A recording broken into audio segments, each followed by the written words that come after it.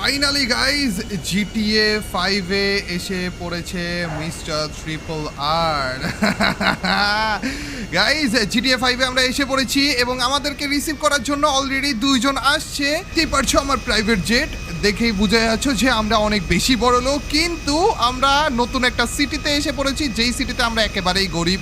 এই সিটিতে এখন কিভাবে টাকা বানানো যায়, নিজেকে কিভাবে গড়ে তোলা যায়, এই সিটিটাকে পুরো সিটিটাকে কিভাবে রুল করা যায়, সেটা এখন দেখার পালা। চলো গাইজ, আমাদেরকে কারা রিসিভ করতে আসছে সেটা দেখা যাক। প্রাইভেট জেটটা এখন একটু ল্যান্ড করালাম, পার্ক করাচ্ছি, কিন্তু এখনো পর্যন্ত আমার ফ্রেন্ডরা আসতেছে না। এই খারাপগুলো এত লেট করতেছে কেন? আমাকে রিসিভ করার কথা। আমার প্রাইভেট জেট নিয়ে এতক্ষণ ধরে আর কতক্ষণ বসে থাকবো এখানে? এই তো আমার ফ্রেন্ডরা এসেও পড়েছে। চলো গাইজ, ওনাদের কাছে যাওয়া যাক। মিয়া ভাই, কি অবস্থা?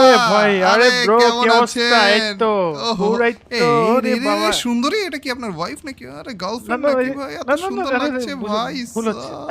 ভুল হচ্ছে মানে? কে এটা? হ্যালো, আরে এত সুন্দর Hello, ভয়েস। Hey. তো কি মিয়া ভাই আপনার গার্লফ্রেন্ড নাকি? আবার অন্যভাবে নিয়ে নিয়েন না, ওকে একটু পটানোর চেষ্টা করতেছি।